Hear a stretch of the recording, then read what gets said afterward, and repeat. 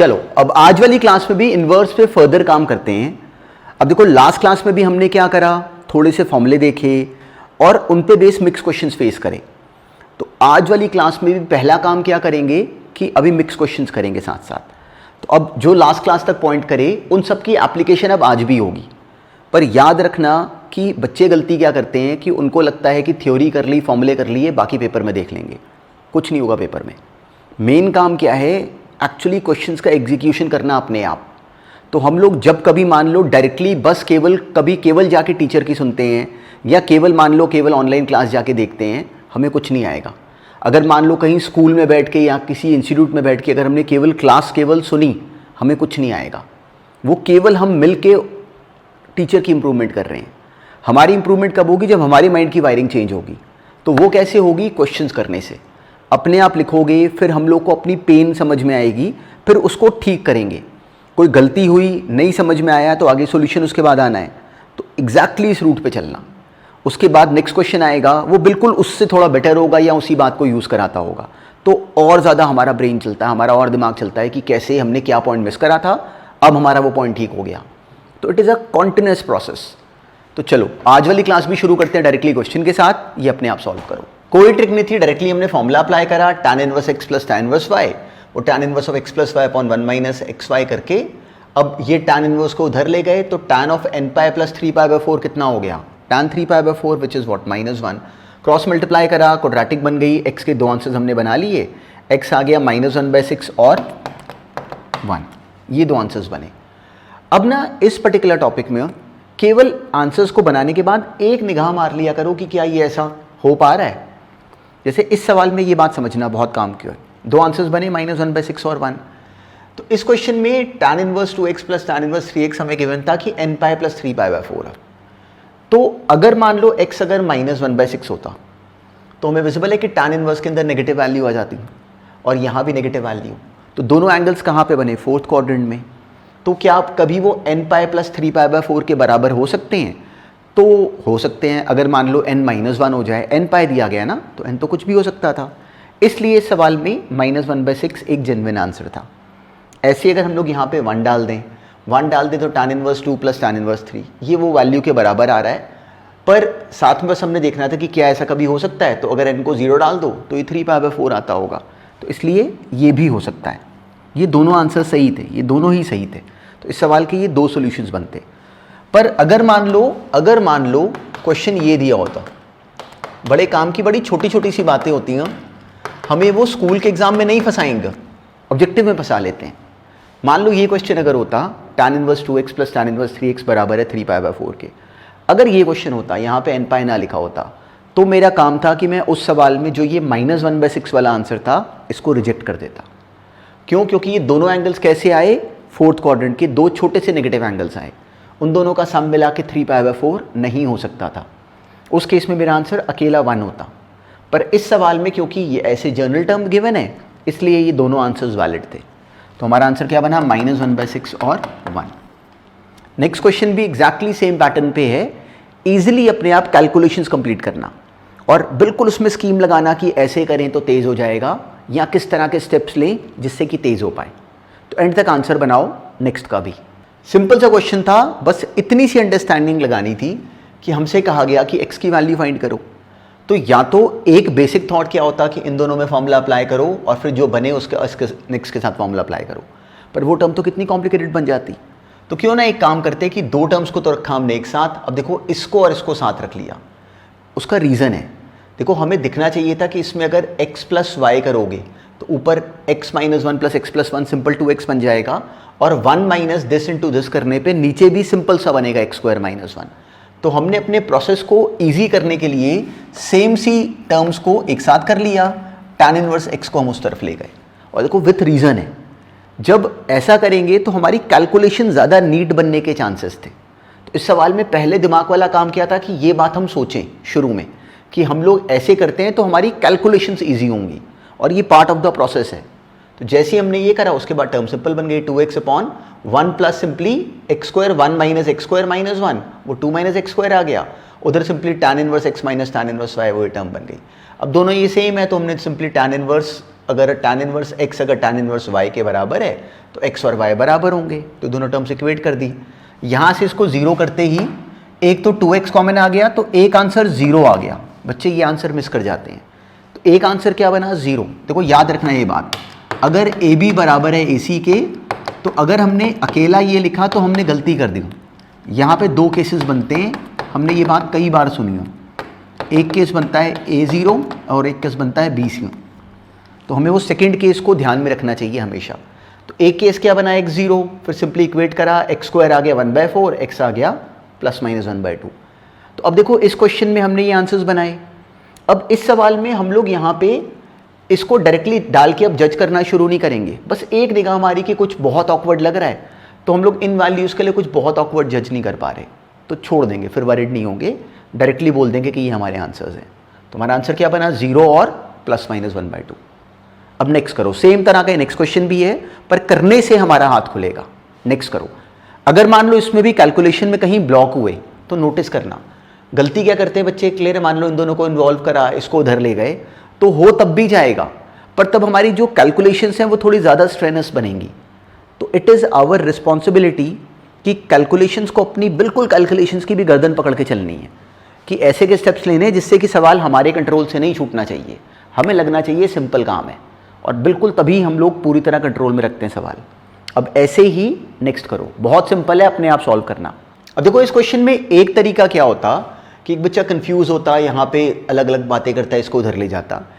जो काम की बात थी, जो हमें साफ साफ दिखनी चाहिए थी, वो ये कि ये टर्म तो हम जानते हैं, ये tan inverse 1 minus tan inverse x है।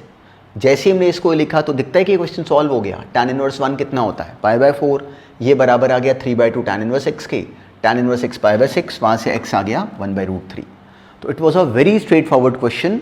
और अगर मान लो इसमें कहीं कुछ गड़बड़ करी तो वो एग्जैक्टली ये गड़बड़ है, हम ये बात बनाने से रह जाते हैं। तो अगर रह गए तो गलत बात नहीं है, कोई प्रॉब्लम नहीं, अगली बार इस बात को अब नहीं छोड़ना। ये पैटर्न हमें पता होता है, ये बात हमने सुनी थी पहले भी कि हम ये डिज़ाइन नहीं भूलेंगे। अब ऐसे ही नेक्स्ट करो, ये भी सिंपल था, बिल्कुल डायरेक्टली कैलकुलेशन से थी। tan inverse x plus tan inverse y हमने फॉर्मूला अप्लाई कर दिया, वो आ गया 2x/5 - x², इक्वेट करा, x में क्वाड्रेटिक बनी, x के दो आंसर्स आ गए 1/4 और -20। तो -20 रिजेक्ट हो गया, क्यों, क्योंकि गिवन था डायरेक्टली कि x जो है वो पॉजिटिव है। मान लो कि अगर ना भी दिया होता, बस हल्की सी बात ये ध्यान में रखना, मान लो कि अगर x -20 हमने निकाला और इस सवाल में मान लो कि ये ना दिया होता, ऑब्जेक्टिव क्वेश्चंस में कई बार वो नहीं भी देते, तो अगर x -20 आया तो क्या हमें दिखता है कि x को -20 लिए जाने पे ये टर्म भी नेगेटिव है और ये टर्म भी नेगेटिव है। तो tan इनवर्स के अंदर नेगेटिव अगर नंबर डालोगे तो उसका आंसर कहाँ पे आएगा, कोई -θ वाला। तो ये एंगल कैसा बनेगा, कोई नेगेटिव एंगल, ये भी एंगल बनेगा कोई नेगेटिव एंगल। तो दो नेगेटिव एंगल मिलके एक पॉजिटिव एंगल तो बन नहीं सकते। तो अगर मान लो यहाँ पे x > 0 ना भी गिवन होता तो भी हम पूरे कॉन्फिडेंस से इसको रिजेक्ट कर देते, तो हमारा आंसर अकेला क्या बनता, 1/4। तो इस बेसिस की ऐसे क्लियरिटी होना इज़ एक्चुअली वेरी इंपॉर्टेंट, बड़ी इंटरेस्टिंग समझ है ये वाली। पर ये देखो होता क्या है कि जब हम पहले पहले सुनते हैं ना तो हमारा माइंड रिजेक्ट करता है कि हम नहीं कर पाएंगे, हमसे नहीं होगा। तो ऐसा लेकिन होता नहीं है। जब इन्हीं क्वेश्चंस को आप लोग सेकेंड टाइम सुनते हो तो लगता है कि हाँ ये बात अब हम लोग के लिए पहले से ज़्यादा क्लियरली समझ में आ रही है, ग्रेजुअली उसको अप्लाई करना शुरू कर दोगे। तो इसलिए हमें पहले सुन के समझना है, फिर ग्रेजुअली करके समझना है, फिर अपने आप करना शुरू कर देना है। तो इसलिए हर बात को एक्सेप्ट करा करो, इट इज़ वेरी इंपॉर्टेंट। अब ऐसे ही नेक्स्ट करो, बिल्कुल सेम पैटर्न पे भी एक और क्वेश्चन था, tan inverse x plus tan inverse y। Directly हमने फॉर्मूला अप्लाई कर दिया, x plus y upon 1 - xy बराबर π/4। सिंपल सी कैलकुलेशंस थी, कोई ट्रिक नहीं थी, डायरेक्टली हम लोगों ने टर्म मल्टीप्लाई करी, x आ गया ±√2। तो बहुत सिंपल था, पर हमारा करके होना चाहिए था। बिल्कुल सिंपल कैलकुलेशंस हम अपने आप हैंडल करते और डूएबल था।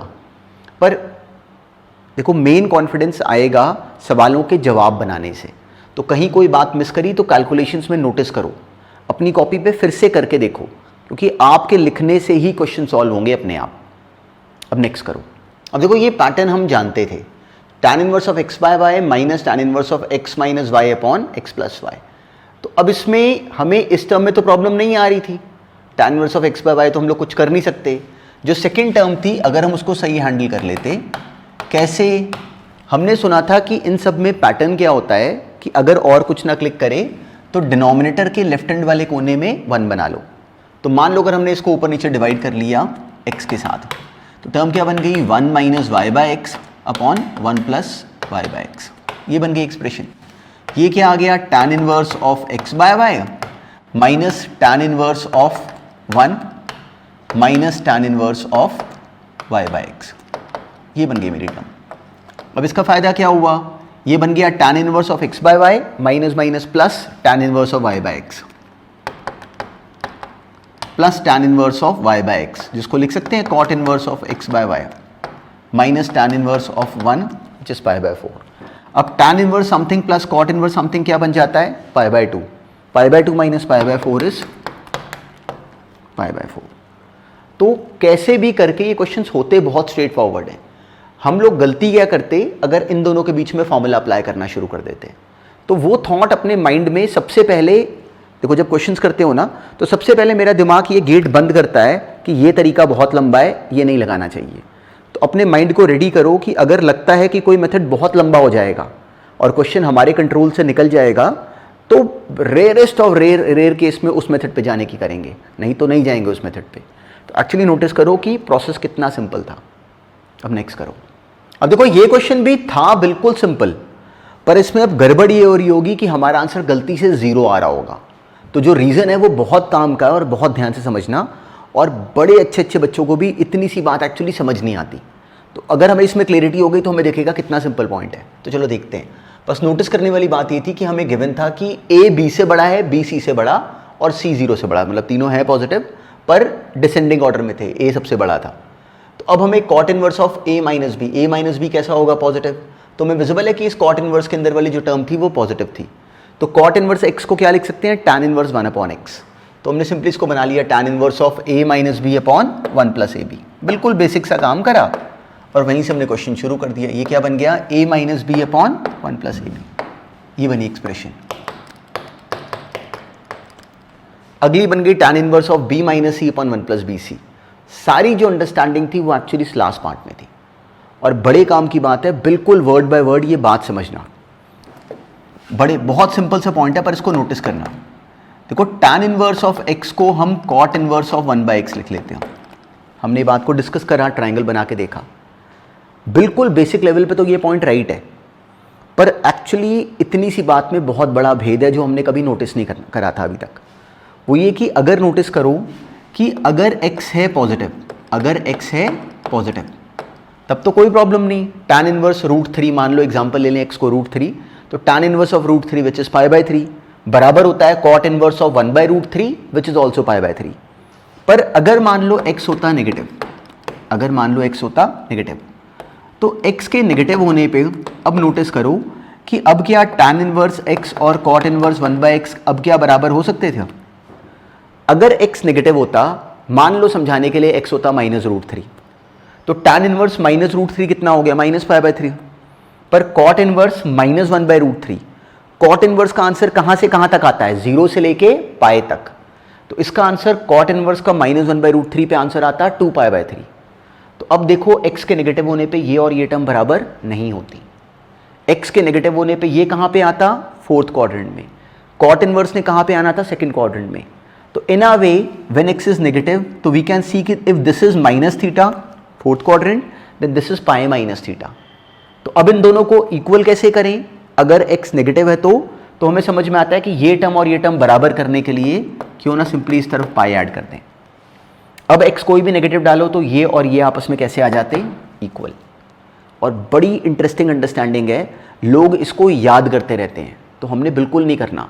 हमें रेंज को क्लियरली कैसे पकड़ते हैं उसकी हमारी अंडरस्टैंडिंग सही बननी चाहिए, जिसका ये छोटा सा एग्जाम्पल था।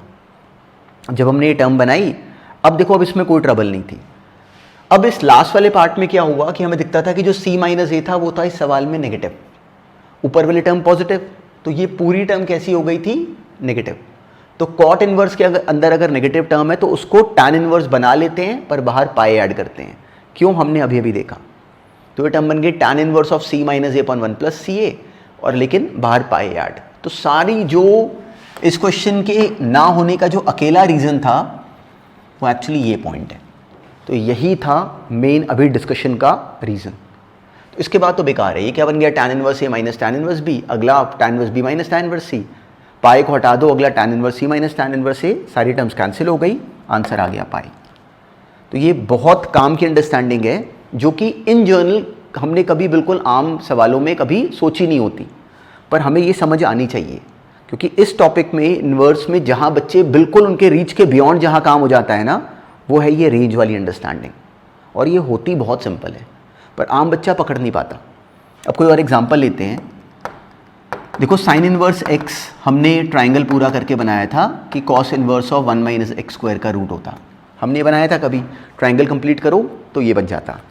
पर एक बात सोचो कि अगर तो x है 0 से 1, x कैसा होता है इसमें -1 से 1 तक, तो अगर तो x है 0 से 1 तब तो ये बिल्कुल ठीक है, साइन इनवर्स इसके बराबर होगा कॉस इनवर्स इसके। पर अगर मान लो x होता नेगेटिव, अगर मान लो x होता -1 से 0, तो साइन इनवर्स अगर x को नेगेटिव डालोगे तो हमें समझ में आता है कि साइन इनवर्स का जो जवाब आएगा ये आएगा फोर्थ क्वाड्रेंट में।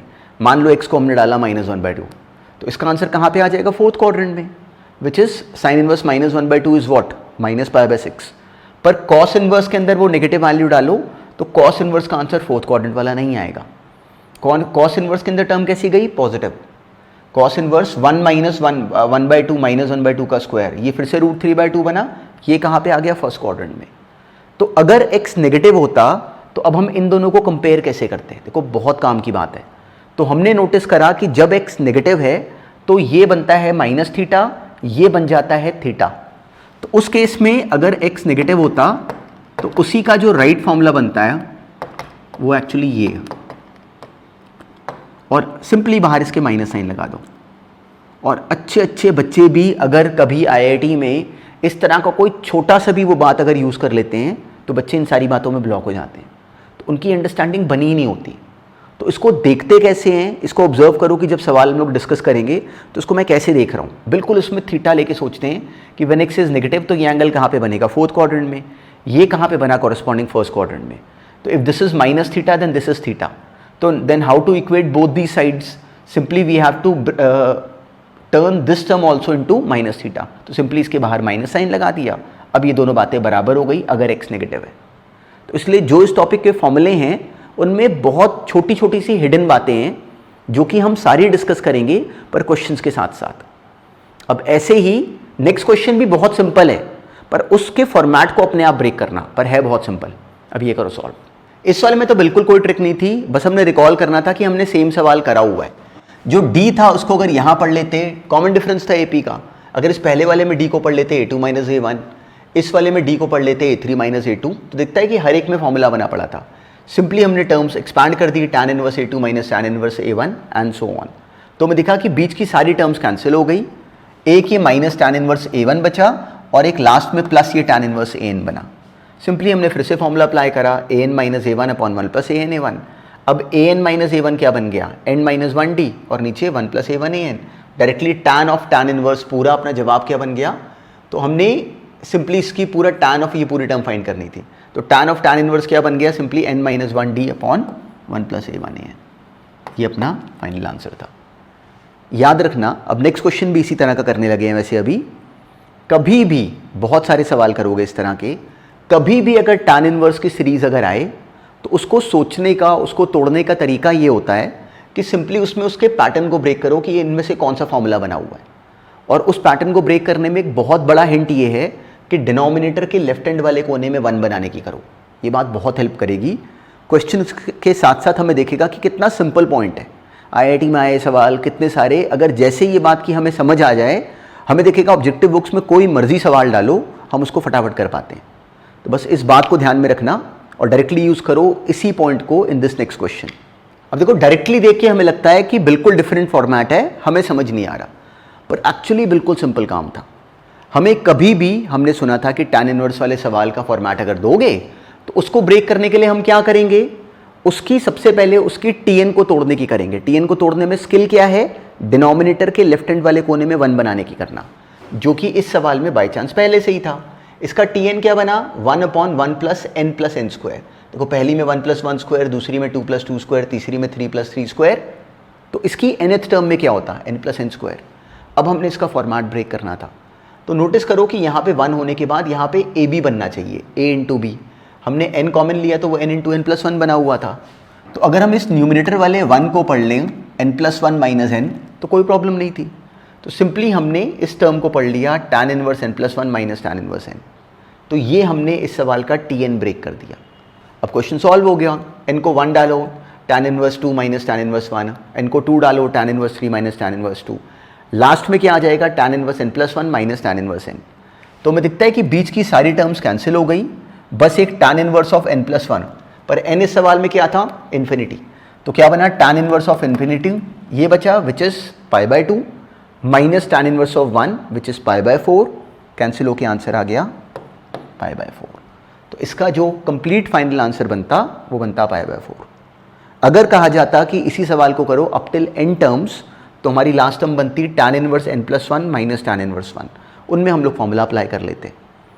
तो ये अभी अभी क्या हुआ कि हमने tan इनवर्स की सीरीज को पकड़ना शुरू करा, पर इसमें बहुत वैरायटी है। तो वो सारी वैरायटी के लिए हमारा बेसिक थॉट क्या होगा, डिनोमिनेटर के ये वाले कोने में 1 बना के ये फॉर्मेट बनाने की कोशिश करो, और बिल्कुल इसके जितने भी क्वेश्चंस फेस करेंगे इन जर्नल ये बात हमें बहुत हेल्प करेगी। ऐसा नहीं कि एग्जामिनर कुछ नया नहीं सोच सकते, पर इन जर्नल जो भी कुछ नया भी इसमें जो बनेगा वो एक्चुअली कुछ कुछ इसी तरह की बात से ओरिजिनेट होगा। तो that is the thought which is to always to be kept in your mind. अब नेक्स्ट करो। अब देखो इस क्वेश्चन में भी सेम तरह की अंडरस्टैंडिंग थी, पर अब ये जो इससे पहले सवाल करा उससे ज़्यादा अच्छा था। अब इसमें क्या हुआ, डिनोमिनेटर हमने बिल्कुल शुरू से हमें कुछ समझ नहीं आ रहा, m को कुछ वैल्यूज डाल के तो कर नहीं सकते। तो बेसिक स्किल क्या है कि डिनोमिनेटर के लेफ्ट हैंड वाले कोने में 1 बनाने की करो। कैसे बनाए 1, हमें यहाँ पे 2 दिखा तो उस 2 को ब्रेक कर लेते, आ गया 1 प्लस m की power 4 plus m square plus 1, बाकी बातें बाद में। अब जो m की power 4 plus m square plus 1 है, हमें क्लैरिटी है कि वो फैक्टराइज हो जाता है, m square plus m plus 1 m square minus m plus 1। अब बात बन गई। अब देखो ये अपने आप ही 1 प्लस ए बी बन गया। तो हमने देखना होता है कि जो न्यूमरेटर है क्या वो a माइनस बी बन सकता है। तो मैं दिखा साफ साफ बन सकता है, इन दोनों को माइनस करो क्या आ जाता है 2m, तो हमने वो बना दिया। तो मेरी टर्म क्या बन गई, tan inverse of a minus tan inverse of b, ये बन गई मेरी जर्नल टर्म। अब बेकार है वाला क्वेश्चन, सिंपली m को 1 डालोगे 2 डालोगे 3 डालोगे तो क्या बचेगा, एक बिल्कुल शुरू वाला एक ही 1 डाल के जो बचा ये बच गया, और बिल्कुल लास्ट में जो बचा वो n डाले जाने पे ये बच गया, बाकी बीच वाली टर्म सारी कैंसिल। तो tan inverse n square plus n plus 1 minus tan inverse 1, उसमें हमने सिंपली फॉर्मूला अप्लाई करा, tan inverse x minus Y upon 1 plus X Y, directly अपना आंसर आ गया। तो this was again a very straight forward question, पर हमें जो बेसिक लॉजिक है बस हमारा वो राइट बनना शुरू होना चाहिए, उसके बाद इन क्वेश्चंस में कोई ट्रिक नहीं है। अब ऐसे ही नेक्स्ट कर दो। अब देखो इस क्वेश्चन में भी स्किल कोई नहीं था, सेम अंडरस्टैंडिंग को ही बस हमने इंटेलिजेंटली यूज करना था। अब हमें दिखा कि शुरू में अब ये तो ब्रेक हो सकते हैं, यहां हम लोग फंस रहे थे, तो इसको तोड़ने के लिए क्या करें, हमें दिखा कि अगर इसको c1y से डिवाइड कर लें, क्यों, डिनोमिनेटर के लेफ्ट हैंड वाले कोने में 1 बना लो। हमने करा सिंपली इसको c1y से डिवाइड करा तो ये x by y minus 1 by c1 और 1 plus X by Y into 1 by c1 बन गया। तो ये टर्म तो tan inverse x by y minus tan inverse 1 by c1 बन गई। पर अगर अब इसको डायरेक्टली ब्रेक करें तो इसके बाद क्या बन जाता है, tan inverse c2 minus tan inverse c1। तो उसकी बजाय, क्योंकि सवाल में फॉर्मेट पूरा c1 की बजाय 1 बाई c1 में था, तो अगर मान लो कि मैं इसको c1 c2 से डिवाइड कर लूँ तो यहाँ 1 बना लेते हैं, वो सेम बात हो गई। तो ये 1 by c1 minus 1 by c2, उसका फायदा क्या हुआ कि टर्म डायरेक्टली कैंसिल होनी शुरू हो गई, अगली कैंसिल हो गई, अगली कैंसिल हो गई, बिल्कुल लास्ट में क्या बचा, tan inverse 1 by cn minus 1 minus 1 by cn, तो tan इनवर्स 1 बाई cn भी कैंसिल हो गया। अब की बार, और क्या बचा, बस शुरू वाला tan inverse x by y। बिल्कुल स्ट्रेट फॉरवर्ड पैटर्न था, पर इसी सवाल में देखो कई बच्चे क्या करते हैं कि वो ऐसे करते हैं, इसी सेम क्वेश्चन को मान लो किसी ने ऐसे करा, बिल्कुल करेक्ट, मान लो ऐसे नहीं करा और उसने ये करा, उसने बना लिया tan inverse of x by y minus tan inverse of 1 by c1। अब अगर c1 अगर पॉजिटिव है तो tan इनवर्स 1 बाई c1 कितना हो गया, minus cot inverse c1, plus इसके बाद टर्म क्या आ गई, tan inverse of c2 minus tan inverse of c1 minus tan inverse of c1, फिर अगली tan inverse of c3 minus tan inverse c2, सब कर करा के अल्टीमेटली क्या बन जाता, ये आ जाता minus cot inverse of c1 और एक minus tan inverse of C1 बचता, और एंड में क्या आता, plus tan inverse of Cn बचना था, और एक साथ में plus tan inverse of 1/Cn, ये बच गया मेरे पास। तो अब नोटिस करो कि ये माइनस कॉमन लेके tan inverse C1 plus cot inverse C1 क्या हो जाता, π/2। tan इनवर्स 1/C1 क्या हो गया, कॉट इनवर्स Cn, तो ये भी मिला के हो गया π/2। ये π/2 और ये π/2 हो गया आपस में कैंसिल, सिंपली माइनस था इसके बाहर, और तब भी अकेला ये बचा। तो इसी सवाल में अगर मान लो कि कोई अगर कन्वर्ट ना करता तो वो ये ना सोचे कि मेरा ऐसे होना नहीं था, ऐसे ही होना चाहिए था, ऐसा नहीं है। अगर डायरेक्टली भी करते तो ये डायरेक्टली भी यही आंसर आता। तो उसके इसमें सिंपली अगर हमने एक्सपैंड करा, बस तब थोड़ा सा सोचना पड़ता कि कॉट इनवर्स C1 और tan इनवर्स C1 बना लो, ये मिला के माइनस π/2 आ जाएगा, इधर उधर π/2, वो दोनों कैंसिल हो गए, और तब भी हमारा सेम आंसर आ गया। तो it was again a doable question even through this route. अब नेक्स्ट देखते हैं। आज वाली क्लास में भी हमने मिक्स क्वेश्चंस फेस करे सेम पॉइंट के ऊपर। तो अब देखो, ग्रेजुअली क्वेश्चंस के डिस्कशन से ही काम बनना है। हर क्लास में बहुत सारे सवाल करोगे, पहले से बेटर होते जाओगे, वही काम है। बिल्कुल भी इस प्रेशर में ना हो। और देखो क्या होता है कि थ्योरी पता होना बहुत छोटा सा पॉइंट है, क्वेश्चन अटेम्प्ट करो। तो जो आज वाली क्लास में जो पॉइंट पकड़े, जो टिप, बिल्कुल छोटी छोटी सी जो बातें जो पकड़ते हो, उन्हीं को ध्यान में रखना is actually the main skill. तो जो पॉइंट करा वो अगर इंपॉर्टेंट लगे तो उसको कहीं कॉपी पे नोट कर लेना, और नेक्स्ट क्लास में एग्जैक्टली यहीं से कंटिन्यू करेंगे।